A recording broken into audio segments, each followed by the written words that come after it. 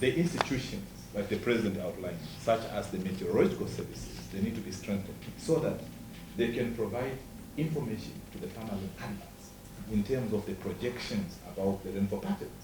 That way, if the extension officers and technicians in the region, including farmers' unions, get this information, farmers are able to plan accordingly and in advance. For example, we might advise them to rather focus on crops that are short-term, that can grow within 3 to 4 months. Because ultimately, what we are managing here is the issue of household food security. The Namibian National Farmers Union conducted a drought impact assessment in March this year and established that most parts of the country are experiencing a severe drought, while the rain-fed agronomic sector is experiencing widespread crop failure and very limited harvests are to be expected. The NFU says it will submit a detailed submission of the 2014-15 drought impact assessment to the Office of the Prime Minister and Agriculture Minister soon. Tobias Mvula charges that despite abundant scientific evidence indicating that Southern Africa and Namibia in particular would experience frequent and more intense droughts owing to climate change, there are still no preparations in place to mitigate the effects of this natural disaster.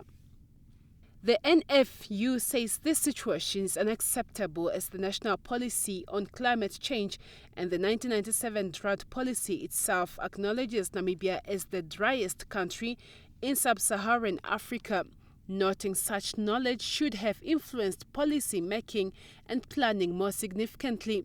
As a union, we are strongly believe that the country should proactively manage drought rather than react to them.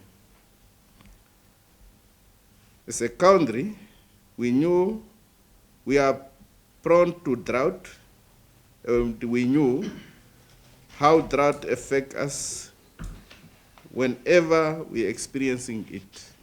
The NNFU also identified a number of policy challenges, including a serious implementation failure, also that the 1997 drought policy makes provision for the livestock marketing subsidy, livestock transport subsidy and grazing subsidy.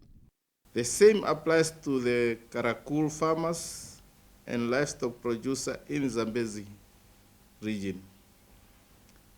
Our position as NNFU is that the Ministry of Agriculture should call for urgent, independent, and comprehensive impact evaluations of the subsidy scheme in order to provide a clear and inclusive picture